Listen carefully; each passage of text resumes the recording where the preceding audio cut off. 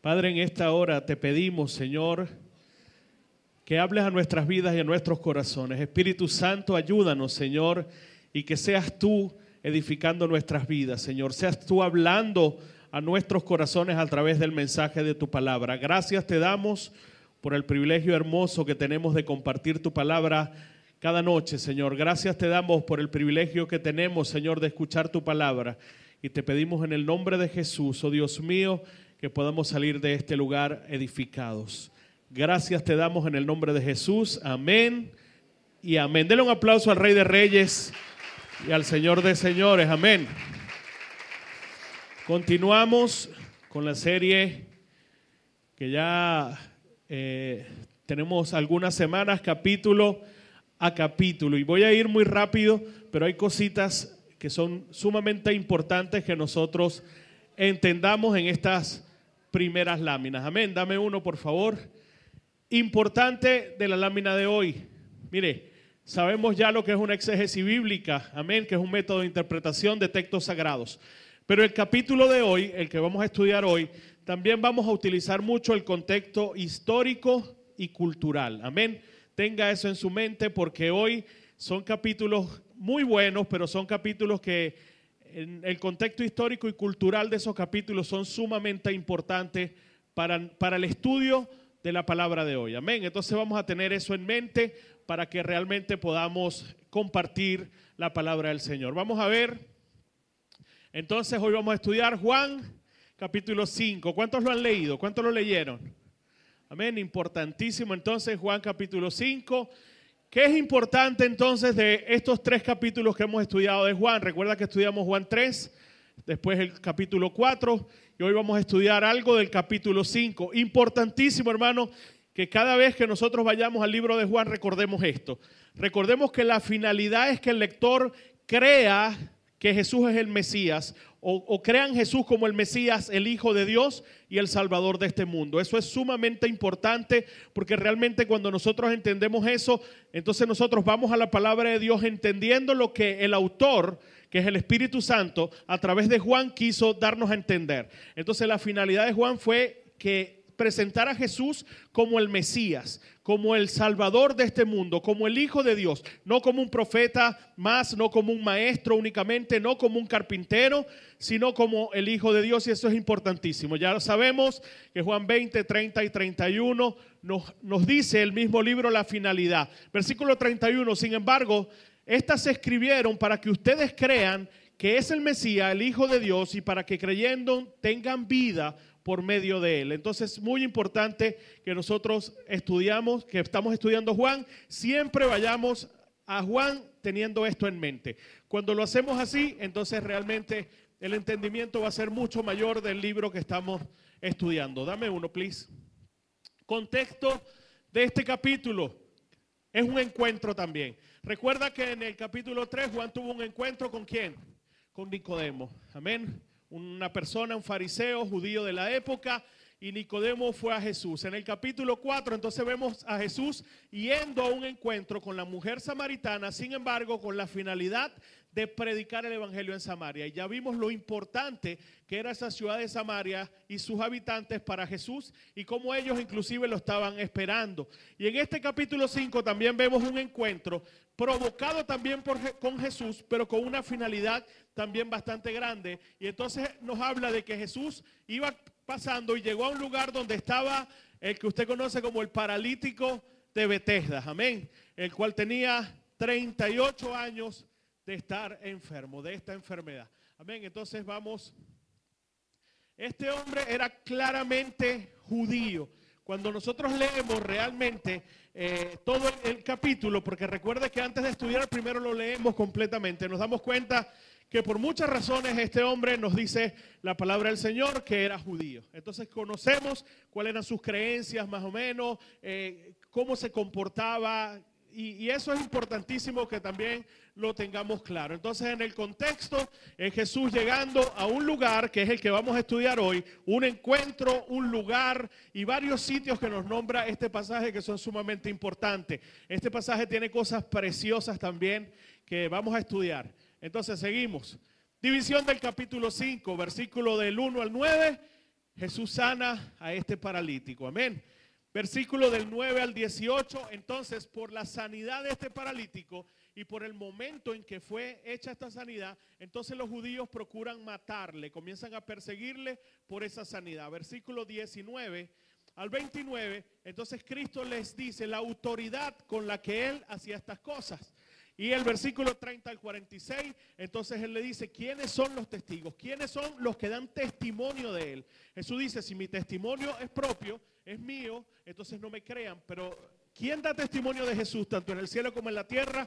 Jesús lo explica en esos versículos. Sin embargo, hoy vamos a tomar solamente los versículos de arriba. Enseñanzas del capítulo 5. Jesús muestra su interés, escuche esto, en ir donde está la necesidad. Nuevamente Jesús muestra el interés en ir realmente donde está la necesidad. También nos habla, este capítulo nos nombra algo muy interesante que es la puerta de las ovejas. También nos dice que procuran matar a Jesús y ya ahí nos dice por qué esta enseñanza, por no guardar el día de reposo, porque sanó a este hombre en un día de reposo. También nos dice esta enseñanza que Jesús habla de su autoridad como el Hijo de Dios y que Jesús habla de quienes dan testimonio de Él. Amén. ¿Estamos claros hasta aquí?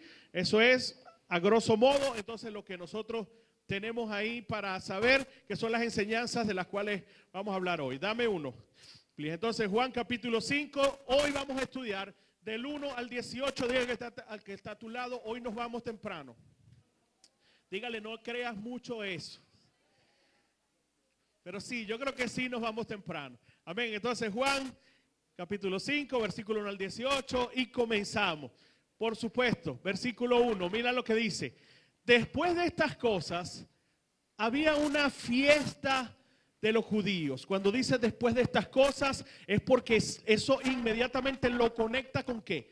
Con el capítulo 4, ¿verdad? Cuando tú escuches que un versículo, que un capítulo comienza hablando y te dice después de estas cosas, o por ello, o así, entonces tú tienes que saber que te conecta con el capítulo anterior. Como ya nosotros estudiamos el capítulo anterior, nosotros ya sabemos dónde estaba Jesús.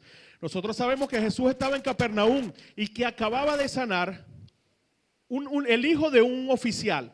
Entonces sabemos que él se encontraba, ya había ido de Judea, él había ido ya a Galilea, estaba en Capernaum, había sanado a una persona, pero después de estas cosas, eso no nos dice qué tiempo pasó.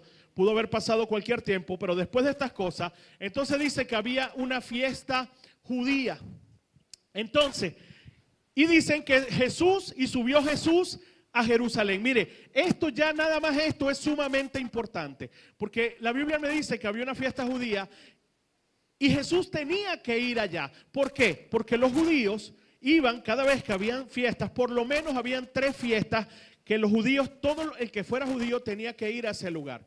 A estas 3 fiestas que se celebraban, todo el que era judío tenía que ir a Jerusalén a celebrar esta fiesta. No me dice qué fiesta era, pero era una de esas 3 fiestas importantes. Entonces dice que Jesús fue a esa fiesta. Eso quiere decir, y nosotros lo sabemos, que Jesús era judío. Ahora mucha gente, y más con todo lo que hay hoy en día acerca del judaísmo que anda por ahí, entonces mucha gente puede decir, ya va, pero si Jesús iba a las fiestas, y si Jesús celebraba esa fiesta, eso quiere decir que nosotros también deberíamos de celebrar esa fiesta. Que nosotros entonces también, cada vez que hay fiestas, porque hay gente que quiere parecerse o ser judío, o que todavía no han entendido lo que realmente, o cómo la iglesia primitiva tuvo que luchar con los judaizantes. Y entonces cuando leemos este tipo de versículos, tratamos de con estos versículos justificar lo que realmente mucha gente está haciendo. Hay gente que, aunque tú no lo creas, está celebrando la fiesta judía, se está vistiendo de forma judía, quiere hablar de forma judía, y realmente la Biblia nos habla sobre esto. Entonces sí, el versículo 1 nos dice que había una fiesta de los judíos y que Jesús subió a Jerusalén para celebrar esta fiesta. ¿Era malo celebrar la fiesta? No era malo. Pero todas estas fiestas nosotros sabemos que se cumplieron ¿en quién? En Cristo. Vamos a ver, ¿qué me dice? Dame uno. Mira lo que dice Colosenses 2, 16 al 17. 16 y 17. Este es el apóstol Pablo diciendo, por tanto, dice, nadie os juzgue en comida o en bebida. ¿Por qué? La forma en que los judíos comían era muy diferente. Ellos se abstenían de comer muchas cosas, la carne no se podía mezclar con el queso, el cerdo, ellos no podían comer cerdo, había muchas cosas, muchas costumbres que ellos tenían. Y el apóstol decía, nadie los juzgue ni por comida, ni por bebida, o en cuanto a días de fiesta, en cuanto a días festivos, en cuanto a las celebraciones de esta fiesta, nadie los juzgue por no celebrarlas. Y dice, en cuanto a luna nueva o días de reposo, y fíjate que este capítulo nos va a hablar incluso de que Jesús había sido procurado para matarlo por violar un día de reposo. Imagínate la importancia que le daba a esta gente a lo que eran las fiestas judías, a lo que era, y había mucho ritualismo, poca santidad, tal vez poca entrega, tal vez poca búsqueda, pero mucho ritualismo a tal punto de que entonces el día de reposo era más importante que el hombre. Y ya eso lo vamos a ver. Pero había muchas cosas que estaban pasando y Pablo tiene que alzar la voz y dice, mira, que nadie lo juzgue, ni por la comida, ni por lo que coman, ni que nadie lo juzgue por los días de fiesta, ni tampoco que nadie lo juzgue por el día de reposo. Entonces llega y dice, todo lo cual es que es sombra de lo que ha de venir. Todas estas cosas no es que son malas, pero son una sombra de lo que ha de venir. Y llega y dice, pero el cuerpo es de Cristo. ¿Qué es una sombra? Dame uno. Mira, la sombra significa que eso es una representación, que esa cosa por sí mismo no es la realidad completa. Cuando algo es sombra de algo, es porque esa cosa no es la realidad completa. Y mira lo que dice, sino una representación, un anticipo o un presagio que apunta hacia la verdad definitiva, encontrada ¿en quién? En Cristo Jesús. En lugar de ser el objeto de adoración final, una sombra es un reflejo de algo más grande y sustancial. Amén. Entonces, una sombra era muchas cosas que apuntaban a Cristo, pero que no eran realmente, exactamente, no era objeto de adoración, ni tampoco era una realidad completa. Era simplemente algo que apuntaba a Cristo. En el Antiguo Testamento hay muchas. Dame algunas, dame unas, porfa. ¿Cuántos recuerdan la serpiente de bronce? Ya lo estudiamos en Juan 3. Eso era una sombra de Cristo. ¿Tú te imaginas que entonces el pueblo de Israel a partir de ahí ya tenían un nuevo Dios? Como estudiamos la semana pasada, que si de un becerro de oro que no hacía nada, hicieron un Dios y lo adoraban. Y les dijo Jeroboam, ahí están los dioses que te sacaron de Egipto. Imagínate la serpiente de bronce, que la gente levantaba la mirada y se sanaba cuando la veía. Eso hubiese podido ser un símbolo de adoración. Pero simplemente cuando nosotros estudiamos incluso Juan 3 nos dimos cuenta que eso era solamente una sombra de Cristo, que realmente a quien nosotros tenemos que levantar la mirada y ver para ser salvos se llama Jesucristo, el Hijo de Dios. Entonces hay cosas que son tipología, que son sombras de Cristo, y estas fiestas judías no es que eran malas, pero eran sombra de Cristo. Amén. Lo que hacían era representar a Cristo. El Cordero Pascual era una representación, el Cordero de la Pascua de Cristo. El tabernáculo y el templo eran representaciones de Cristo. Todo se cumple en Cristo. Y nosotros debemos entender que por eso, entonces nosotros no vamos al templo, a ese templo, a adorar. Por eso, entonces nosotros tenemos que entender cuando algo simplemente nos apunta a Cristo. ¿Cuántos han entendido hasta aquí? El sistema de sacrificios, todo el sistema de sacrificios, aunque era muy bueno en su tiempo, solamente cubría los pecados, no los perdonaba. Y todo apuntaba al sacrificio que Cristo iba a hacer. Por eso cuando tú y yo leemos el Antiguo Testamento nos damos cuenta que el Antiguo Testamento está cargado de sombra de Cristo. ¿Qué le dijo Jesús a los fariseos?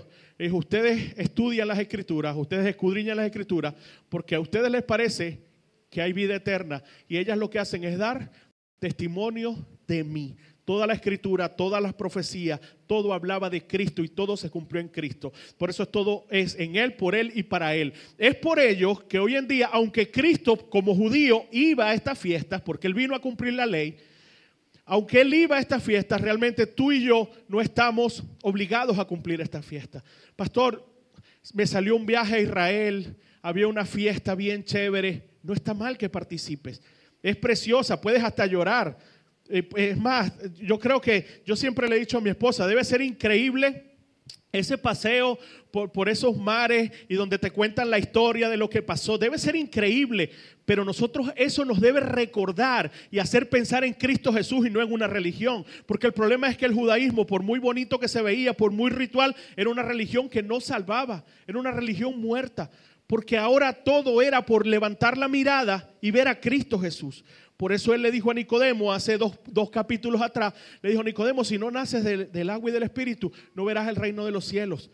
Y Nicodemo, ¿cómo es esto? Bueno, te voy a llevar a tu terreno. ¿Recuerdas la serpiente? Sí, pues ahora el que no me mire a mí no encontrará salvación. Entonces Cristo ha sido muy enfático en esto. Por eso nosotros tenemos que cuidar nuestro corazón de eso. Es muy bonito hablar Shalom Adonai y es muy bonito. Pero realmente todo lo que tiene que ver con esta religión se cumplió en Cristo Jesús. Amén. Entonces estamos muy claros en eso. Las festividades, en los sábados, todo fue cumplido en Cristo Jesús. Dame otro, por favor. Entonces dice, por supuesto, que después de estas cosas había la fiesta y subió Jesús a Jerusalén. ¿Recuerda? Ya se había ido de Judea a Galilea. No nos dice si se devolvió por Samaria a ver cómo estaban su gente. No nos los dice, no romanticemos la Biblia, pero sí nos dice que él ahora lo conseguimos entonces en Judea. Seguimos. Versículo 2. Y mira lo que dice. Y hay en Jerusalén, hablándonos ya, Jesús se encuentra aquí, en Jerusalén. Y dice, y hay en Jerusalén, y dice cerca, y nos nombra varios lugares importantísimos. Cerca de la puerta de las ovejas, un estanque llamado en hebreo Betesda, el cual tiene 5 pórticos. En estos yacían una multitud de enfermos y nos dice quiénes eran. Nos dicen ciegos, cojos y paralíticos que esperaban el movimiento del agua, porque un ángel descendía de tiempo en tiempo al estanque y agitaba el agua. Y el que primero descendía al estanque después del movimiento del agua quedaba sano de cualquier enfermedad que tuviese. Amén. Entonces, el apóstol nos va a hablar de un lugar, de una persona que estaba en ese lugar y algo que pasó en ese lugar. Entonces vamos a estudiar eso. Dame uno. Lo primero que nos dice, versículo 2. Y hay en Jerusalén, cerca de la puerta de las ovejas, un estanque llamado en hebreo Betesda, el cual tiene 5 pórticos. Yo no sé, pero vamos a comenzar a estudiar, vamos a comenzar a ver. ¿Cuántos conocen o saben realmente cuál era la puerta de las ovejas? Y esto es importantísimo porque Cristo después se presenta como la puerta de las ovejas. Él dijo, yo soy la puerta de las ovejas. Amén. Entonces, Él nos describe exactamente para decirnos dónde estaba este estanque. ¿Por qué Juan da tantos detalles? Porque Juan no está echando un cuento, él está narrando algo, él está diciendo lo que pasó y está diciendo dónde pasó, por qué pasó y está diciendo todo el lugar. Y entonces él llega y dice, cerca, dame uno porfa, de las puertas de las ovejas, había un lugar. Esta era la muralla norte de Jerusalén. Jerusalén tenía ¿cuántas puertas? 12 puertas. Y de esas 12 puertas, la puerta de las ovejas era una de ellas. Amén. Entonces, dame uno. Nos dice entonces que en esta muralla, fíjese dónde está el templo, y nos dice que en esta muralla había una puerta que se llamaba la puerta de las ovejas. Pero cerca, entonces dice, cerca de la puerta, un estanque llamado en hebreo Betesda, el cual tenía 5 pórticos. Dame uno, por favor. Entonces nos dice, ¿qué era la puerta de las ovejas? Mira, la puerta de las ovejas daba acceso al monte del templo. Su ubicación era conveniente para introducir las ovejas destinadas a los sacrificios en el templo y se encontraba cerca del estanque de Betesda. Escuche esto. ¿Qué pasaba? ¿Por qué Juan me nombra la puerta de las ovejas? Esta puerta de las ovejas, su ubicación era muy cerca del templo. Para toda oveja que iba a ser sacrificada al Señor, toda oveja que iba a ser ofrecida al Señor, los hombres llegaban, todo el que traía su sacrificio, tenían que entrar por esa puerta. Ya la mente te está diciendo, ya va, fíjate cómo Cristo se presenta más adelante, como la puerta de las ovejas. Las ovejas no entraban por la puerta principal, ni por la puerta de los peces, ni entraban por la puerta de la guardia. Todo sacrificio tenía que entrar ¿por dónde? Por la puerta de las ovejas.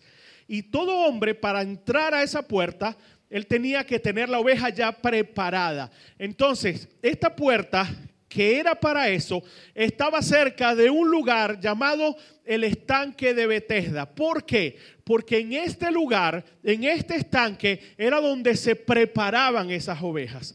Ese estanque servía para muchas cosas. Era para recolección de agua. Pero en ese lugar, todo el viajero que venía y traía su ofrenda, él ahí las lavaba, las arreglaba, las preparaba para llevar su ofrenda, entonces, por esa puerta para poder ser ofrecido en sacrificio. Amén. Entonces, mira lo que nos dice Juan. Nos dice que cerca de la puerta de las ovejas estaba este estanque, pero que en este momento, en este estanque, había otras personas. Dame uno, te voy a dar otra foto. Esta maqueta que tú ves ahí, me voy a quitar para que la veas bien. Esta maqueta que tú ves ahí es una maqueta a tiempo real. Es una maqueta a tiempo, no, ¿cómo se llama eso? Escala, perdón. A escala real de cómo era la Jerusalén antigua. Esa maqueta está en Jerusalén. De hecho, cuando la gente la ve desde arriba, es como si la estuviera viendo desde el Monte de los Olivos.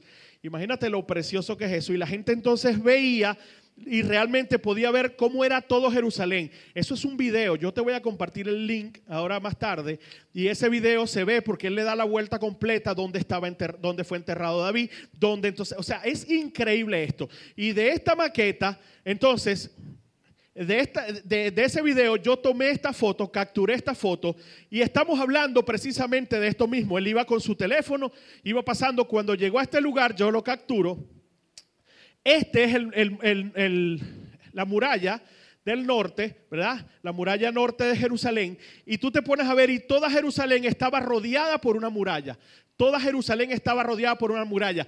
Pero la parte más fortificada, la parte más fuerte de todo Jerusalén eran dos partes. Era esta parte que era donde estaba el templo, y la parte, esto se llama la fortaleza de Ana, porque aquí es donde estaba la guardia de los fariseos. Aquí es donde estaban los soldados. Esta era la parte fortificada de Jerusalén. Y entonces aquí estaba esta puerta, que era la puerta de las ovejas, por donde todo hombre tenía que entrar a esa puerta.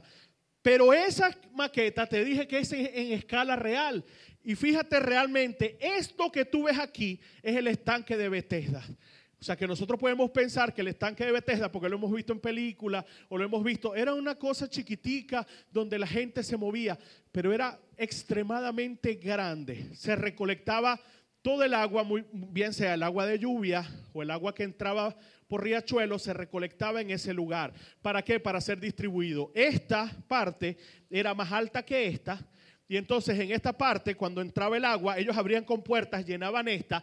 La gente utilizaba esta agua para el consumo del templo, para lavar los animales, para gente que estaba ahí, gente que llegaba ahí a ese lugar porque eran paralíticos. ¿Te estás dando cuenta? Gente que llegaba a ese lugar porque eran paralíticos, porque eran lisiados, porque no tenían dónde bañarse. Todos llegaban a este lugar y ¿te estás dando cuenta cómo la historia nos une con lo que está pasando aquí? Entonces, cuando la gente llegaba a ese lugar, utilizaba agua, era extremadamente agua, y ellos volvían a abrir compuertas y seguían utilizando agua de este lugar. Amén. Entonces, ahí ves más o menos cómo era el estanque de Betesda. Dame otra, por favor, dámelo. Dame otra. Aquí te lo puse un poquito más cerca. Amén. Entonces, muralla del norte, dámelo. Puerta de las ovejas, una de las 12 puertas, y el estanque de Betesda. Mira cuánto medía este estanque, dame uno, por favor. De aquí a aquí, dame otro, y de aquí a aquí, dámelo. Medía aproximadamente 60 metros, y 60 metros así. O sea que en total tenía aproximadamente 120 metros, y una profundidad de 13 metros. No era un charquito, no era algo así, tú sabes, hay un poquito de agua donde la gente se bañaba o se metía para que cuando el ángel le movía la cosa. Entonces, eso tenemos que tenerlo en cuenta. Hoy en día, usted va a esas ruinas y la gente desde la baranda ve lo profundo que es. Son 13 metros, eso se puede hoy en día ver desde ahí. 13 metros de profundidad y 120 metros de todo. Era más grande que un campo de fútbol. Entonces, esto que vemos aquí, hermanos, era el estanque de Betesda. Tenía 5 pórticos. Eso quiere decir que tenía 5 entradas, pero un pórtico no era únicamente una entrada. Un pórtico era un lugar que tenía techo y columnas. Por eso en los pórticos la gente predicaba, enseñaba. Entonces dicen que en esos pórticos era donde todos estos paralíticos y toda esta gente llegaba y estaba ahí. Siempre estaba ahí porque ahí tenía el agua que se recogía. Entonces ya usted sabe más o menos el contexto de lo que ahí estaba ocurriendo. ¿Por dónde pasó Jesús? Ahora pregunto, ¿ese lugar estaba en Jerusalén? No. Jerusalén era de los muros para adentro. Estaba a las afueras de Jerusalén, muy cerca, pero estaba ahí a las afueras de Jerusalén. Amén. Importantísimo. Todos esos detallitos ya vamos a ver por qué. Dame otro. Entonces mira lo que sigue diciendo. Mira lo que dice Nehemías acerca de esta puerta de las ovejas y por qué es tan importante. Mira lo que dice. El sumo sacerdote Eliasab, junto con los demás sacerdotes, su hermano, reconstruyeron la puerta de las ovejas. Amén. Cuando se estaba construyendo Jerusalén, ellos tenían que reconstruir todas estas puertas, pero hubo una puerta que para ellos, escúchame, hubo una puerta que para ellos era muy importante construirla y muy necesario construirla. De hecho, a tal punto que la construyeron no los demás, sino el sumo sacerdote con sus hermanos y consagraron esa puerta. Mira lo que dice. Reconstruyeron la puerta de las ovejas, le colocaron las hojas de la puerta y la consagraron. El tramo que reconstruyeron iba desde la torre de la 100 hasta la torre de la Hananel. El tramo siguiente lo reconstruyeron los hombres de Jericó y el tramo de al lado lo reconstruyeron Zacur, hijo de Enri. Entonces, todo el mundo construyó, pero esa puerta de las ovejas era muy importante cuando estaban construyendo los muros. Para la gente que estaba allá adentro era muy importante que esa puerta se construyera. ¿Por qué? ¿Quién me dice por qué era importante? ¿Por qué? Dilo duro y yo repito aquí. ¿Quién me dice algo? ¿Por qué era importante? Ayúdame a estudiar. ¿Por qué era importante reconstruir esta puerta incluso antes que muchas cosas? ¿Por qué? ¿Ah? Iban a entrar las ovejas. ¿Qué dices tú? ¿Por qué iba a pasar Cristo? Bueno, mira, fíjate. Era muy importante construir. Dame uno, por favor. Mira lo que dice, las puertas de las ovejas durante la reconstrucción de Jerusalén fue un paso fundamental para la restauración del culto. Tú construyes la muralla y tú estás construyendo el templo. Si no tienes puerta, la puerta de las ovejas, no podía pasar el sacrificio y realmente entonces no podía existir adoración. Entonces para ellos era muy importante que lo primero que se hiciera en ese lugar era restituir el culto al Dios verdadero, porque eso se había perdido. Ya ellos no tenían un lugar a quien llevar la adoración, ya ellos no tenían perdón de los pecados. Recuerda que en este tiempo ellos llevaban su sacrificio para el perdón de los pecados. Entonces para ellos era fundamental reconstruir esta puerta. La puerta de este muro, la puerta de las ovejas era importantísimo porque para ellos era fundamental que la gente tuviese para ofrecer por sus pecados. Entonces mira lo que sigue diciendo. Durante la reconstrucción de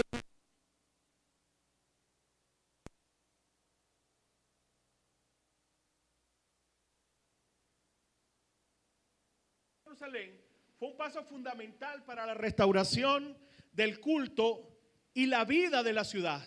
Sin sacrificio no había limpieza de pecado y era necesario que el sacrificio, o sea, la oveja, entrara por esa puerta. Jesús se presenta como la puerta de las ovejas más adelante en Juan 10. Entonces, en Juan 10, ya yo sé que ya el Señor te está enlazando todo esto. ¿Por qué entonces Juan nos nombra esta puerta? Y vemos ahí en Nehemías la importancia de la puerta de las ovejas. Dame uno, por favor. Mira lo que dice esto. Juan 10, 7 al 11. Dice, volvió pues Jesús a decirle, de cierto os digo, yo soy la puerta de las ovejas. Todos los que antes de mí vinieron, ladrones son y salteadores, pero no los oyeron las ovejas. Ladrones y salteadores, ¿por qué? Los versículos anteriores dicen ¿por qué? ladrones y salteadores porque entraron por otro lado, pero no entraron por Cristo. Y todo aquel que entre, puede ser la religión que sea, pero todo aquel que entre por otro lugar que no sea Cristo, no está entrando por la puerta correcta. Entonces Cristo se presenta como la puerta correcta, por la única puerta donde el hombre puede ir a entregar sacrificio. ¿Cuántos dicen amén a eso? ¿Recuerda lo que hablábamos en Romanos 12? Que ahora el sacrificio no es un cordero, ahora somos nosotros. Y Cristo dice, nadie puede agradar al Padre si no es a través de mí. Nadie puede ofrecer sacrificio, nadie puede llegar hoy en día y decir, bueno, yo voy a tomar un atajo, voy a entrar por otra puerta, yo le voy a ofrecer sacrificio a Dios, pero yo dejo a Cristo a un lado, yo ofrezco mi propio sacrificio. Cristo dijo, todo el que entre por otro lugar es ladrón y es salteador. Porque yo, dice Cristo, soy la puerta de las ovejas. Por donde se presenta sacrificio, donde realmente el sacrificio es agradable a Dios. Miren, no había oveja que entrara al templo si no entraba por esa puerta. Nadie metía una oveja por el lugar de los peces. O mira, mételo por la guardia o por la puerta principal. Nadie. Todos los sacrificios para ser llevados al templo tenían que entrar por la puerta de las ovejas. Entonces básicamente Cristo dice, yo soy la puerta de las ovejas. ¿Tú te imaginas lo que Cristo está diciendo ahí? Yo soy la puerta de las ovejas. Todos los que antes de mí vinieron, ladrones y salteadores son, pero no los oyeron las ovejas. Dice otra vez, yo soy la puerta. El que por mí entrare será salvo, y entrará y saldrá y hallará pasto. No hay otra puerta. No existe otra puerta. Importantísimo que nosotros entendamos esto, esta correlación que hay entre estos muros construidos. Por eso todo es sombra de Cristo, por eso todo apunta a Cristo.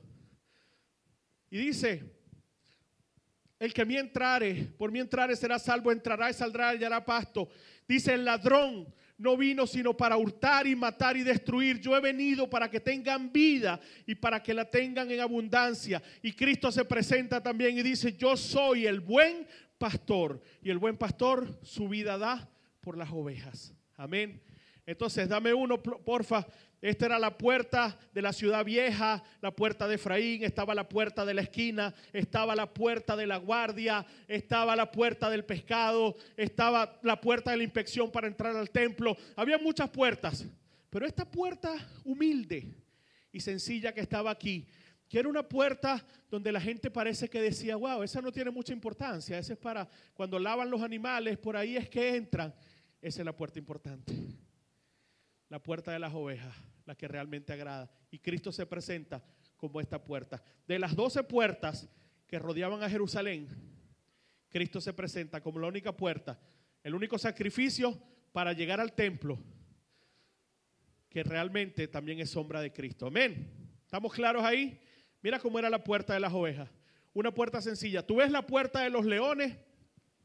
Y es una puerta espectacular con unos leones, una cosa gigante. Y la puerta de las ovejas era una puerta tan sencilla, pero es la puerta donde realmente podemos agradar al Señor.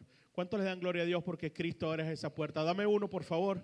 Cristo se presenta, nuestro Rey, nuestro Salvador, se presenta como la única puerta donde el hombre puede entrar para ofrecerle sacrificio a Cristo. Por eso el velo se rasgó.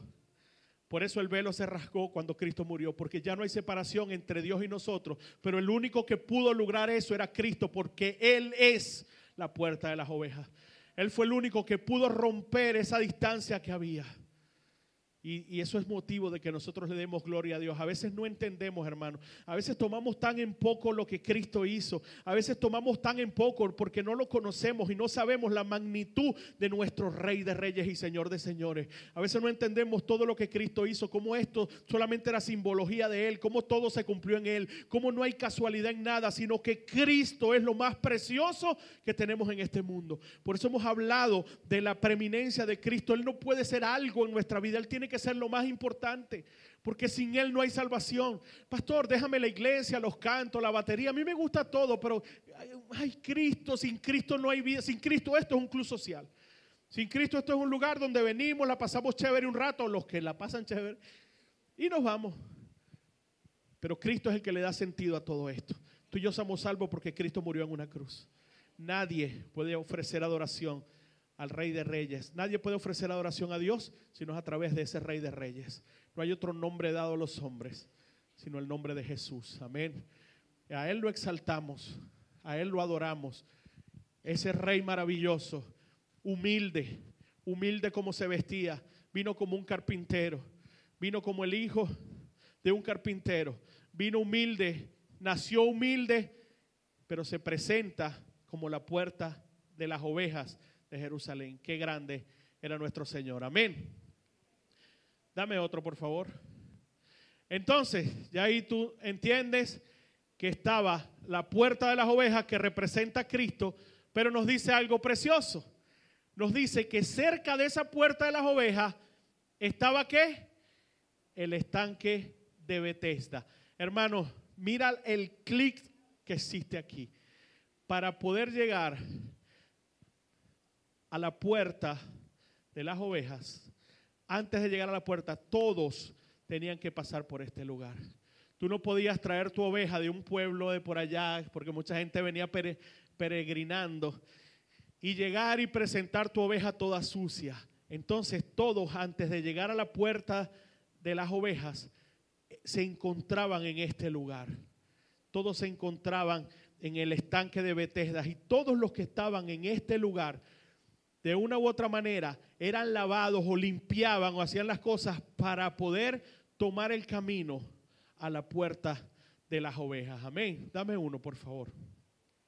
Mira lo que dice entonces la palabra de Dios de este estanque. Dice, en este estanque yacía una multitud de enfermos, ciegos, cojos y paralíticos, que esperaban el movimiento del agua, porque un ángel descendía de tiempo en tiempo al estanque y agitaba el agua.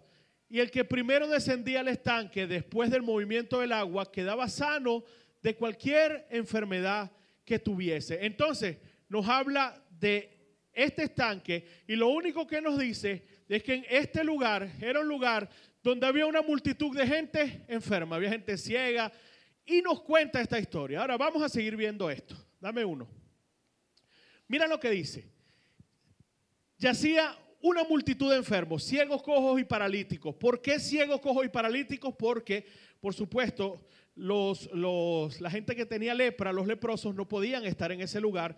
Y entonces nos dice quiénes eran los que estaban en ese lugar. Entonces nos dice que en ese lugar había una multitud de gente, pero esa gente que se encontraba en ese lugar era gente con mucha necesidad, era gente muy necesitada. Era gente que realmente no podía valerse por sí mismo, era gente que tenía que pedir para sobrevivir, y esa era la gente que se encontraba en ese estanque. Entonces ya tú sabes más o menos en ese estanque quiénes eran las personas que estaban en ese estanque. Ahora dice que un ángel descendía de tiempo en tiempo al estanque y agitaba el agua. Entonces ahí se nos complica la cosa. ¿Por qué? Vamos a ver algo, dame uno. Hay tres teorías, por lo menos, acerca de estos versículos. Tres teorías importantes. La primera, muchos teólogos dicen que realmente era un ángel del Señor que descendía y movía las aguas y quedaba sano el primero que entrare, o el primero que entrara al agua. Por ello la Biblia de las Américas dice que era un ángel del Señor. Esta era una interpretación. La Biblia de las Américas dice, y un ángel del Señor movía las aguas y el primero que entraba. Entonces mucha gente llega y dice que esto ocurría porque era un ángel del Señor el que movía las aguas. Entonces había esa especie de competencia donde el primer que estaba ahí en ese lugar, el primero que veía el movimiento del agua y se zambullía en el lugar o se acercaba al agua, quedaba sano. Eso es una interpretación, pero créeme que es la que menos tiene base. Es la que menos tiene base. Simplemente es una interpretación. Ahora, pastor, ¿qué más pasa? Aquí es donde vamos a ver el contexto histórico y cultural. Porque ¿qué pasaba en ese lugar? Dame uno. Muchos teólogos lo atribuyen o se atribuía a una tradición. Era una creencia pagana de la época. Esculapio, y los que son médicos saben quién es Esculapio. De hecho, uno hace el juramento ante Esculapio. Señor, me arrepiento de todo Esculapio.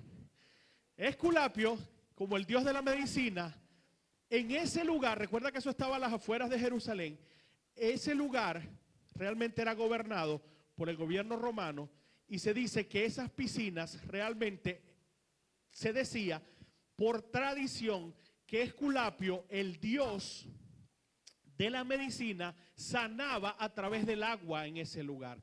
Era una creencia pagana de que todo el que tocara esa agua, cuando descendía una deidad, cuando descendía esa deidad, tocaba el agua, entonces la gente que llegaba a ese lugar quedaba sano. El primero que tocaba el agua quedaba sano. Y se dice que esto era una creencia pagana. Pero el problema está que muchos judíos, con el pasar de los años, desesperados, comenzaron a creer en esta creencia. Y más que ese lugar era un sitio de reunión de gente necesitada, de gente lisiada, de paralíticos, de gente que no tenía ningún tipo de esperanza. Los judíos de la época que perdían todo tipo de esperanza porque estaban lisiados, estaban paralíticos. Los judíos de la época iban a parar a ese lugar. Y ese lugar era un lugar donde la gente perdía todo tipo de fe, todo tipo de esperanza. Entonces ya la gente dejaba de mirar arriba y comenzaba a mirar a las circunstancias externas. Entonces la gente comenzaba a creer en eso que estaba pasando, en eso que decían como tradición que ocurría en ese lugar. Y la gente cambiaba la creencia en un Dios sanador por tradiciones paganas. Pastor, ¿cómo podemos pensar que eso era lo que estaba pasando? Primero, en el contexto histórico y cultural, se dice que esto ocurría. De hecho, ese estanque, una vez que se eliminó, se convirtió en una iglesia, en una cuestión que rendía culto a Esculapio. Entonces se decía que en este lugar lo que ocurría ahí era una tradición pagana. Amén. Pero también sabemos el contexto, amén, histórico y cultural, pero también sabemos, cuando hacemos un exégesis, sabemos que este versículo 4 no aparece en los rollos más antiguos de la Biblia, de Juan. No aparece por ningún lado. En otras palabras, Juan nunca dijo eso. Juan nunca lo dijo. Ese aparece en Reina Valera y aparece en Biblia de las Américas. Todas las demás traducciones, nueva traducción viviente, nueva versión internacional, ninguna aparece, porque cuando se descubrieron los rollos más antiguos, hicieron las traducciones, dijeron, esto del ángel, esto no aparece por ningún lado. Entonces, ¿qué era, pastor? Pero si Reina Valera y Biblia de las Américas es la más confiable, o sea, de donde incluso uno traduce textualmente, se dice que ellos lo que trataron de hacer fue una explicación de algo que ocurría por tradición, por el versículo siguiente, que también me nombra algo de esto. Entonces ellos no quisieron dejar como el espacio en blanco y pusieron como una especie de comentario para poder explicar esto, pero ese versículo jamás lo dijo Pablo. En los rollos, Juan, en los rollos antiguos, cuando lo dijeron, del 3 pasa al 5. En ningún momento dice que bajaba un ángel y descendía y movía las aguas, pero ellos, estudiosos de la cultura y de muchas cosas, conocían que sí existía un contexto donde la gente estaba creyendo esto, pero que no tenía nada que ver con un ángel del Señor. Tenía que ver con una tradición pagana de que Esculapio sanaba en ese lugar. ¿Estamos claros hasta aquí? ¿Sí estamos claros? Amén. Entonces, básicamente, mira lo que sigue diciendo. Dame uno.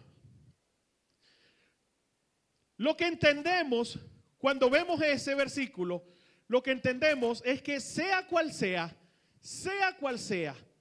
si era una tradición pagana, si era realmente un ángel del Señor, sea lo que sea, lo que sí entendemos, hermano, es lo que te escribí ahí. Mira, lo que sí tenemos, estamos seguros, es que era un lugar de necesidad. Ese estanque de Betesda, que fue donde se dio el encuentro de Jesús con esta persona, era un lugar de necesidad, un lugar donde tú y yo no queremos estar. Mira, hermano, hay gente que no le gusta ir a los hospitales porque es deprimente por todas las necesidades. Esto era peor. Esto era un lugar extremadamente deprimente, porque todo lo que tú veías ahí era gente necesitada, gente sin esperanza, sin sueños, ese lugar estaba lleno de mendigos, donde los lisiados pasaban el tiempo en ese lugar y de ahí salían a pedir a las calles. Incluso ellos tenían sus lechos, ellos tenían sus camas, y tenían, los ciegos tenían su capa, y de ese lugar ellos salían era a ponerlo en un lugar para mendigar. Entonces ellos se valían, su sustento era dar lástima. Este lugar, en ese lugar, eso era el estanque de Betesda. Cuando la Biblia dice, y pasó Jesús por un lugar llamado el estanque de Betesda y le dijo un hombre, parece muy rápido, pero cuando nosotros entendemos que toda la multitud que estaba ahí, la gente que estaba en ese lugar, era gente que sin sueños, sin esperanza, y de paso, si tenía que ver con que era una tradición pagana, era gente que incluso estaba creyendo más en la tradición que en un Dios verdadero. Y el problema no es ese, el problema es que dijimos al principio que este hombre que fue sanado era ¿qué? Judío. Y estaba metido en ese lugar. ¿Sabes haciendo qué? Porque el versículo 5 nos lo va a decir, esperando que el ángel le moviera el agua. ¿Por qué no fue a los fariseos? ¿Por qué no fue al templo? ¿Por qué no clamó a su Dios? Porque ya este hombre había perdido todo tipo de esperanza. Porque ya este hombre había perdido todo tipo de sueño. Dice que tenía 38 años enfermo. No dice que tenía 38 años en el lugar, pero sí 38 años enfermo. Y este hombre ya no tenía esperanza. Y a ese lugar llegó Cristo. A ese lugar donde ya este hombre no tenía esperanza, no tenía nada que hacer, ya estaba tal vez hasta esperando que el ángel le moviera el agua. Dijo, bueno, si Dios no pudo que me sane Esculapio, sabrá Dios qué pensaba este hombre. Y a ese lugar llegó Cristo. Yo no sé cuánto has visto esta parte en la serie de Chosen, pero me gustó mucho porque cuando Jesús llega y le dice, levántate de ahí, y le dice, tú no tienes nada que hacer en este lugar. Este lugar no es para ti. Este lugar no es para ti. Porque este hombre realmente no sabíamos lo que él esperaba, pero lo cierto es que lo que él estaba esperando no era Jesús, pero Jesús fue, igual que a la mujer samaritana, Jesús fue al encuentro de este hombre. Amén. Mira lo que dice. Este estanque era representativo de lo que hoy en día, hermanos, nosotros podemos conocer. Este estanque, nosotros lo podemos hacer representativo de lo que es el mundo. Mira lo que dice. Donde la necesidad de Jesús es inminente, pero la gente no se da cuenta. Porque la gente, en lugar de levantar sus ojos, recuerda lo que decíamos de los samaritanos, en lugar de levantar sus ojos y mirar al cielo y mirar arriba y mirar a Jesús, la gente está esperando a ver qué tradición hay, qué santo le hace el milagro, qué brujo le mueve la cosa, quién le lee el tabaco, quién le hace cosas, cuando hay un rey de reyes y señor de señores, un Dios por excelencia que está dispuesto a sanarte. Pero la gente está en este lugar esperando, sabrá Dios qué cosa, porque se han olvidado de que realmente existe un Dios. En esta condición estaba ese hombre, en esta condición estaba ese paralítico. Mucha gente sigue creyendo que su sanidad o salvación proviene de las tradiciones, de lo que el mundo ofrece como alternativa, pero este pasaje nos muestra que es necesario entrar por la puerta de las ovejas. Amén. Que ese lugar, si Cristo permitió que alguien esté en ese lugar, de ahí de ese lugar puede salir y entrar por la puerta de las ovejas. Entonces fíjate lo importante de lo que Juan dice, que en ese lugar estaba cerca la puerta de las ovejas. Seguimos, dame uno. Mira lo que dice Apocalipsis 3:17. Porque tú dices, porque hay gente que está en el mundo y dice, bueno, esos son los evangélicos que se dan golpes de pecho. Pero yo soy rico, yo tengo cosas, yo he alcanzado todo. Si no entraste por la puerta de las ovejas, no has alcanzado nada. Apocalipsis dice, porque tú dices, yo soy rico y me he enriquecido y de ninguna cosa tengo necesidad. Y no sabes, le dice el ángel, y no sabes que tú eres un desventurado, miserable, pobre, ciego y desnudo. Tú crees que lo has alcanzado todo. Por eso el que no entrare por la puerta, haya alcanzado lo que haya alcanzado en este mundo, no ha alcanzado nada. Por eso la Biblia dice, ¿de qué le vale al hombre si ganara el mundo entero y perdiere su alma? Importantísimo lo que el Señor nos está enseñando aquí. Dame otro, porfa. Mira lo que dice. Y había allí un hombre, versículo 5, que hacía 38 años que estaba enfermo. Ojo, repito, hermano, no tenía 38 años en el lugar, no lo sabemos. Tal vez sí, tal vez tenía 15, 10 años, no sabemos. Lo cierto es que este hombre ya estaba sin esperanza, pero tenía 38 años enfermo. 38 años enfermo. Y dice, cuando Jesús lo vio acostado y supo que llevaba mucho tiempo así, le dijo, ¿quieres ser sano? Señor, le respondió el enfermo, Sí, Señor, quiero ser sano. Estaba esperando que tú vinieras a mí. No. Quiere ser sano y el hombre llega y le dice, mira cuál era la esperanza de este hombre. El hombre le dice, Señor, le respondió el enfermo, no tengo quien me meta en el estanque. Yo siendo Jesús le digo, ya va, yo te pregunté si te querías meter en el estanque. Gracias a Dios yo no soy Jesús. Él tiene más paciencia que uno. Quiere ser sano, es que no tengo quien me meta en el estanque. Y dice, no tengo quien me meta en el estanque cuando se agita el agua y entre tanto que yo voy, otro desciende antes que yo. Aunque el versículo 4 no está, entonces realmente Reina Valera trató de colocar esta explicación porque ¿por qué él le responde eso? Entonces dame uno, porfa. Entonces pareciere que sí tiene que ver con que se atribuye a una tradición y que algunos judíos estaban creyendo en esas cosas y por eso Jesús va a ese lugar. Amén.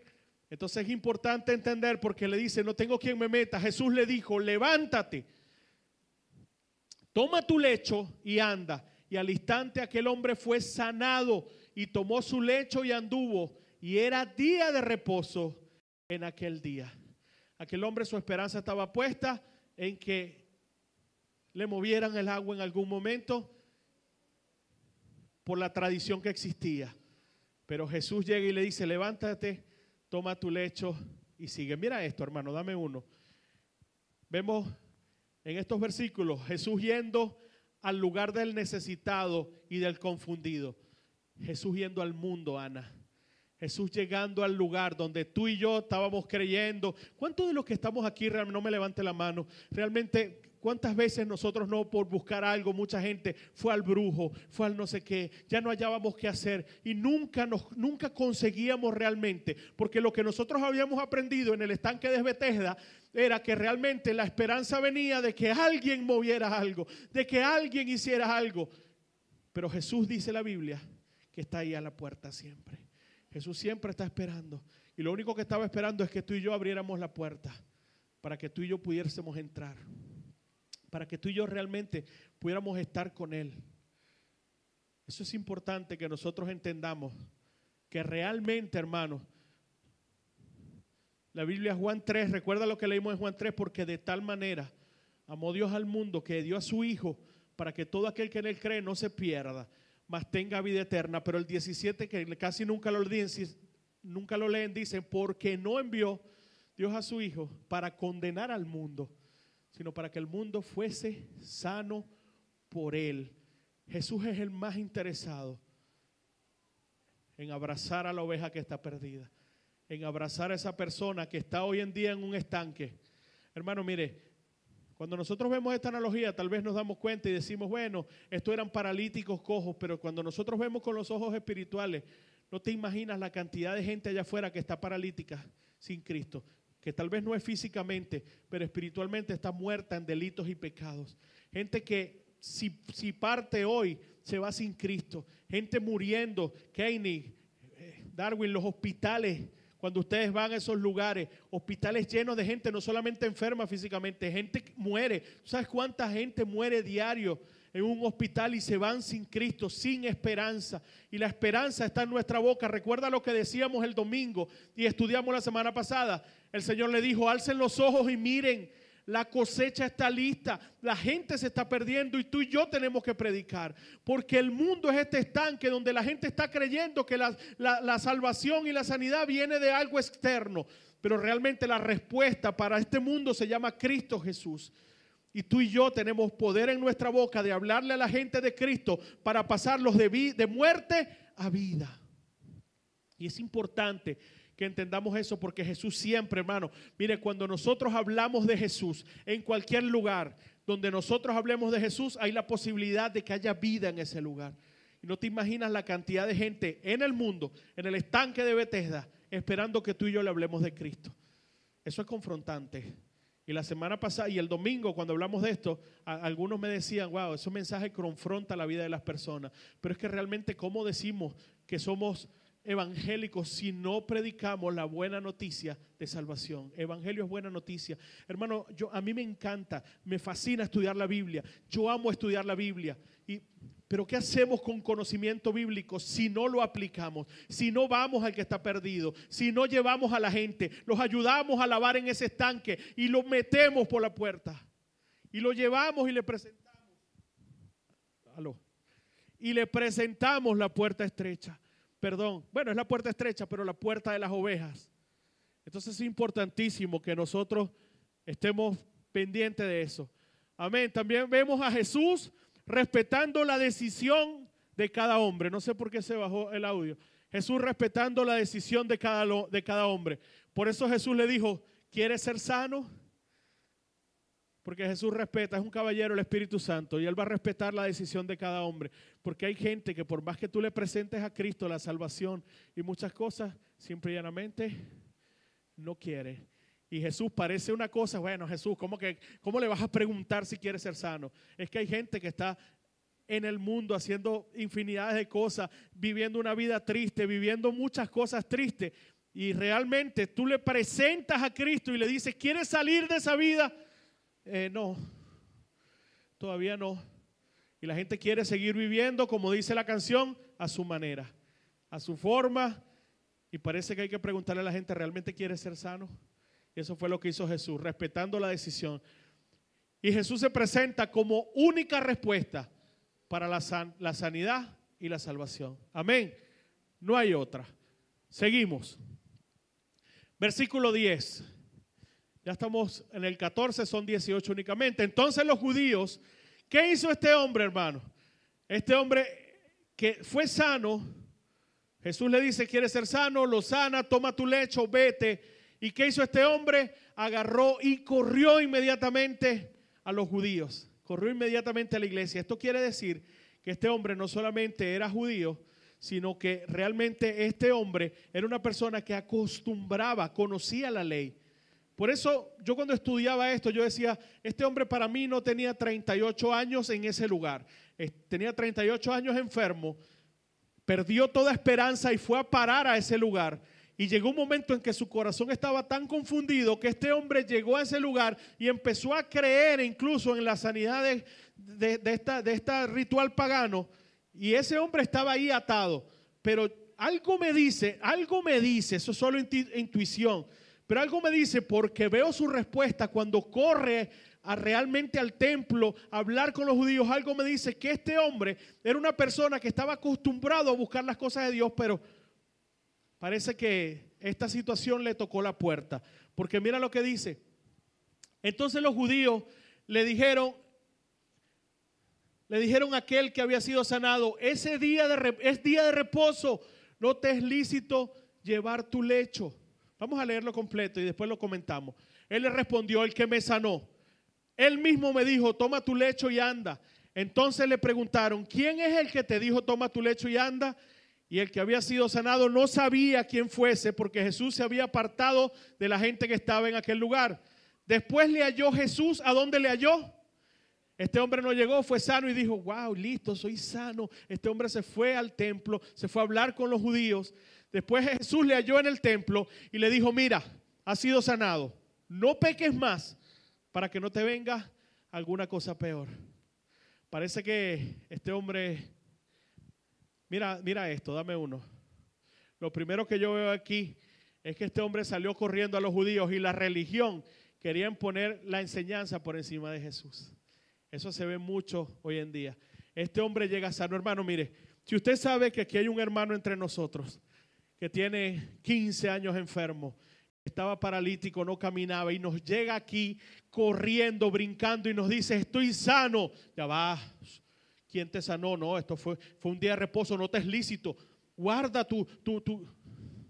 Esta gente adoraba tanto ese día de reposo. No se alegraron por este hombre que fue sanado. No se llenó su corazón de alegría y le dijeron, ¿qué importa que sea el día de reposo? Mira, está sano, ¿cómo pasó? Gloria a Dios, no se alegraron con él. Y eso es lo que hace muchas veces la religión. Impone cosas. Hay gente que llega a la iglesia. Mira, hermano, te lo voy a poner de esta forma para que tú me entiendas. Hay gente que tiene 35 años bebiendo, 35 años fumando y 35 años mujeriando. Acepta al Señor hoy. comienza a intentar vivir una vida que le agrade a Dios. Él va poco a poco. A los meses se toma un trago y todo el evangélico que lo mira lo condena.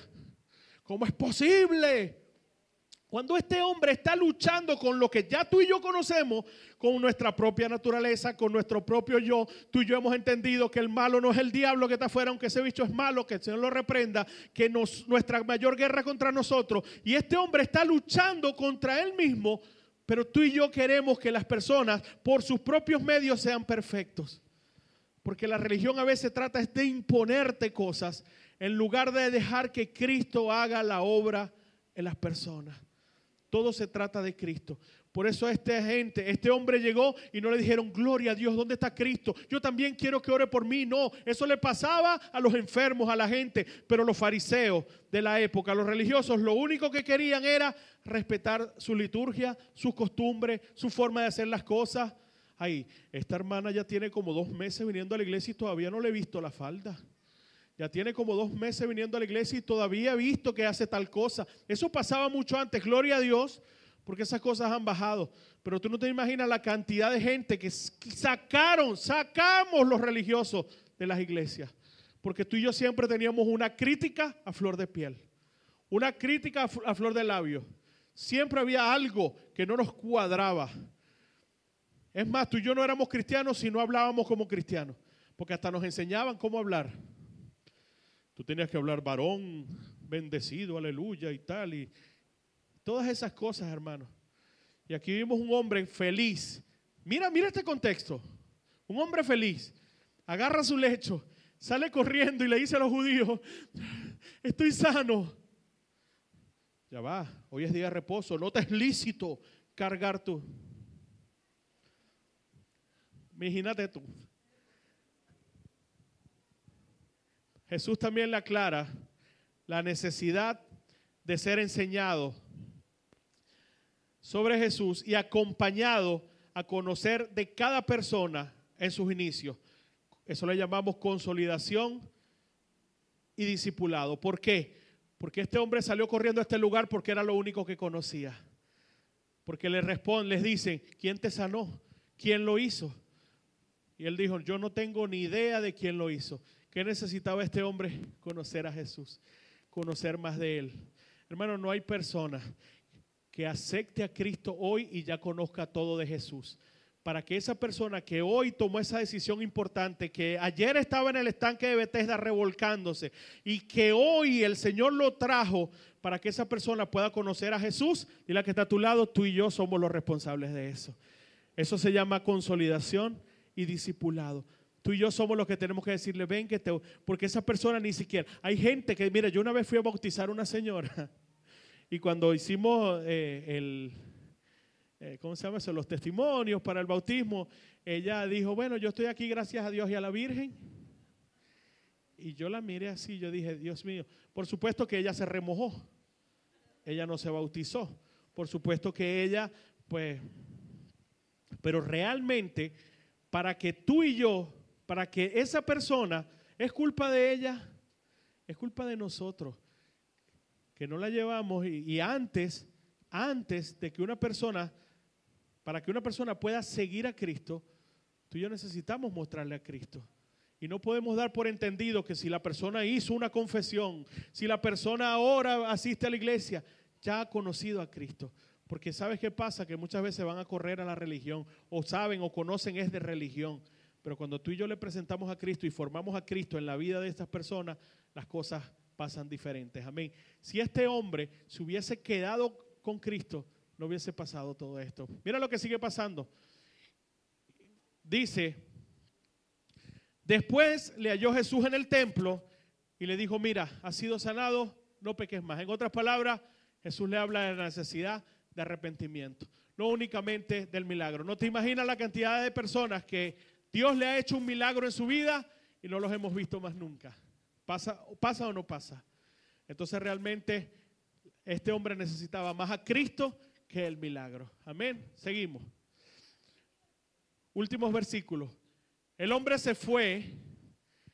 Cristo le dice eso, vete y no peques más. No vaya a ser que te venga algo peor, pero era día de reposo. ¿Qué hizo el hombre? El hombre se fue y volvió a donde estaban los judíos. No llegó y le dijo, bueno, Cristo, ¿qué quieres tú que haga yo? ¿Cómo hacemos? ¿Qué podemos hacer? No fue eso. Entonces esto nos dice claramente cuál era la convicción del hombre. Claramente el hombre era, dame uno. Claramente el hombre era, no, ese no es, dame otro. Claramente el hombre era un judío. El hombre se fue y dio aviso a los judíos que Jesús era el que lo había sanado. Entonces claramente el hombre era un judío y por esta causa lo perseguían a Jesús y procuraban matarle porque hacía estas cosas en el día de reposo. Entonces el hombre se fue a este lugar y el testimonio de esta persona, en lugar de causar un bien, causó el mal y los judíos entonces queriendo matar a Jesús. Y Jesús le respondió, mi padre hasta ahora trabaja y yo trabajo. Por esto los judíos aún más procuraban matarle, porque no solo quebrantaba el día de reposo, sino que también decía que Dios era su propio Padre, haciéndose igual a Dios. En otras palabras, esta gente no estaba feliz, no estaba contenta con la sanidad de este hombre, sino que lo único que ellos pensaban era que él había violentado el día de reposo. Amén. Solo son 18 versículos, dame uno, solo quiero leerte lo que piensa Jesús acerca del día de reposo. Y mira lo que dice, aconteció que al pasar él por los sembrados un día de reposo, sus discípulos andando comenzaron a arrancar espinos. Entonces los fariseos le dijeron, mira, ¿por qué hacen en el día de reposo lo que no es lícito, lo que no está permitido? Pero él les dijo, ¿nunca leíste lo que hizo David cuando tuvo necesidad y sintió hambre? Él y los que con él estaban, ¿cómo entró en la casa de Dios siendo Abiatar sumo sacerdote y comió los panes de la proposición, de los cuales no es lícito comer sino a los sacerdotes? Y aún dio a los que con él estaban. También les dijo, el día de reposo fue hecho por causa del hombre y no el hombre por causa del día de reposo. Por tanto, el Hijo del Hombre es Señor aún del día de reposo. Mira cómo lo dice esta versión. Dame uno. Entonces Jesús le dijo a los fariseos, el día de descanso se hizo para beneficio de la gente, no la gente para beneficio del día de descanso. Por tanto, el Hijo del Hombre es Señor de todos los días, inclusive del día de descanso. ¿Qué estaba ocurriendo? Básicamente, habían tomado el día de reposo, lo habían hecho tan importante que era más importante inclusive que la gente. Y Jesús les dice, este día de descanso se hizo para que la gente descansara, para el beneficio de la gente. Y ellos habían tomado este día como un ritual donde era imposible que la gente trabajara, hiciera cosas y solamente todo era obligatorio guardar ese día. Jesús se coloca como Señor por encima del día de reposo. Amén. ¿Qué pasa después? Viene un encuentro con los fariseos, perdón, con los judíos, porque no dicen que eran fariseos, con los judíos, y ellos le preguntan sobre esto y Jesús les va a explicar en los versículos que vienen, que vamos a estudiar la semana que viene, Jesús les va a explicar cosas tan profundas que no las quise traer hoy, cosas tan profundas que dije voy a dividir esto en dos, porque Jesús les va a explicar con qué autoridad Él hace estas cosas y después le va a explicar quién en el cielo y en la tierra dan testimonio de quién es Él. Amén, dame uno. Entonces la semana que viene vamos a ver eso y váyalo leyendo. Incluso si le quiere hacer exégesis, hágaselo. Pero vamos a estudiar esto juntos la semana que viene, porque vamos a estudiar la autoridad del Hijo de Dios para hacer estas cosas y quiénes son los que dan testimonio de Él en la tierra y en el cielo. Amén, dame otro. Póngase de pie, vamos a darle gracias a Dios por esta breve enseñanza. Y le damos gracias al Señor. Y la semana que viene estudiamos juntos. Amén. Ore conmigo. Padre, en el nombre de Jesús, te damos gracias, Señor, porque tú eres bueno y maravilloso. Gracias te damos por tu palabra, Señor. Gracias, oh Dios mío, porque hemos compartido estos versículos, Señor, de este capítulo 5 de Juan. Y hemos visto, Señor, cómo este hombre que tenía necesidad, Señor, incluso aún siendo judío, estaba en un lugar que no era destinado para él, pero que tú llegaste a su encuentro, Señor. Tú llegaste, lo sanaste, Señor. Padre, te pido en el nombre de Jesús, oh Dios mío, que esta palabra pueda quedar atesorada en nuestros corazones y que podamos conseguir, oh Dios mío, la aplicación a nuestras vidas y que entendamos, Señor, que como este hombre nosotros te necesitamos cada día más a ti, no la religión, Señor. Esto no se trata de religión, se trata de ti, Jesús. Padre, tú nos enseñaste, tú dijiste, yo soy la puerta de las ovejas. El que no entrare por mí, gracias te doy, Señor. Gracias te doy, Padre, porque tu palabra dice que cuando entramos por ti, por esa puerta, hay salvación. Padre, gracias porque nos rescataste, Señor. Gracias porque nos salvaste. Te damos gracias en el nombre de Jesús, porque tú has sido bueno, Señor. Padre, ahora que vamos a nuestros hogares, llévanos en paz y en bendición, Señor. Despídenos de este lugar, pero no de tu presencia. Te lo pedimos en el nombre de Jesús. Amén y amén. Dele